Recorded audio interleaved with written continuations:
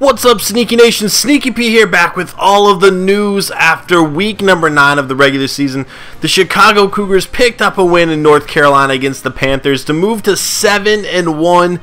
That is crazy. This team is on fire right now. We were clicking on all cylinders in the Panther game. It was awesome.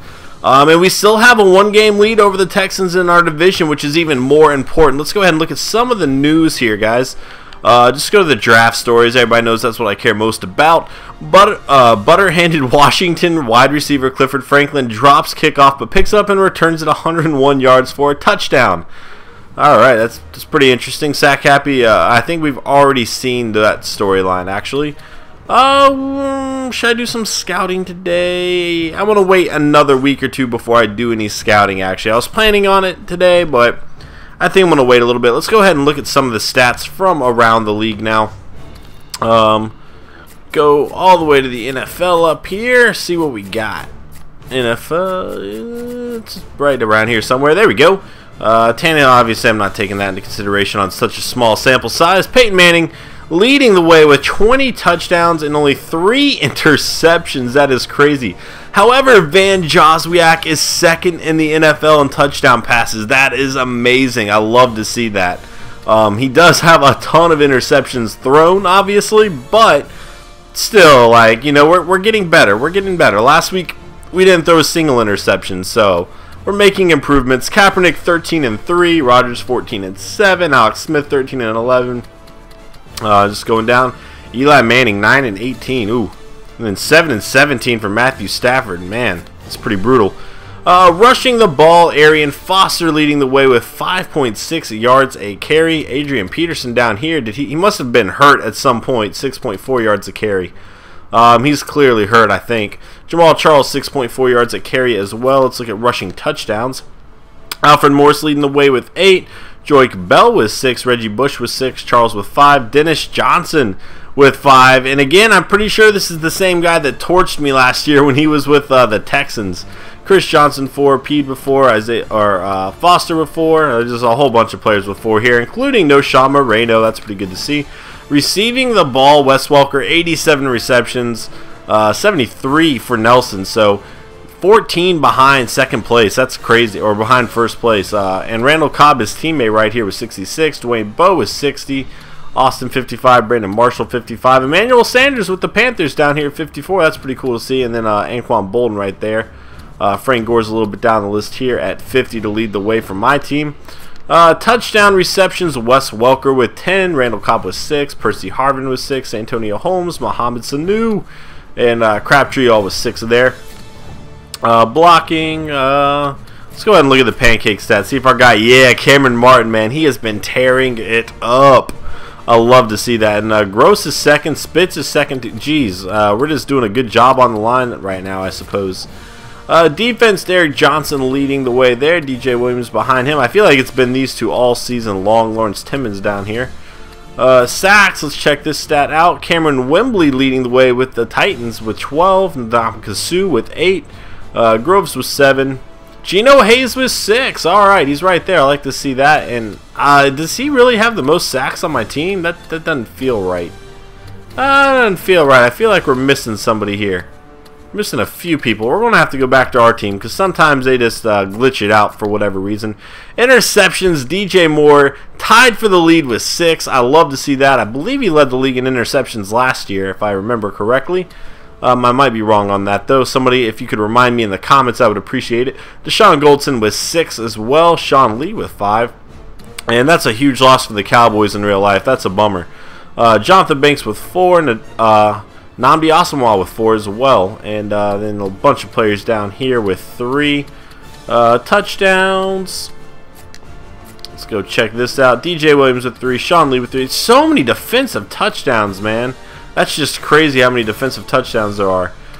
Check out kicking really fast. Mason Crosby looks like he's leading the way here with 28 field goals made. Now, Blair Walsh only has 16 made, but he has not missed yet. That's crazy. I love how good he has been. He has been an incredible pickup for my team. And of all the people that have not missed yet, he definitely has the most field goals made. Longest of the season is 56. He's down here at 54 yards, which I believe he hit last game in the wind, actually. So that was awesome. Very cool to see that. Punting, let's see how we're doing over here. Average. Let's just check out the average. Oh, wait. There we go. Where are we at down here? Alright, we're not too far down. But anyway, kick returns. Check out some touchdowns here. Giovanni Bernard! I love it! I love Bernard, man. He is one of my favorite players in the NFL. The guy's absolutely amazing. Down the list here. Alright, punt return. Let's see what we got over here. Percy Harvin with 2, Ted Ginn with 1, and Tavon Austin with 1. Alright, what else do I want to do? You know what, let's scout. We'll look at the awards for last week. We're not going to look at yearly awards and Pro Bowl. We'll check that out every few weeks, though.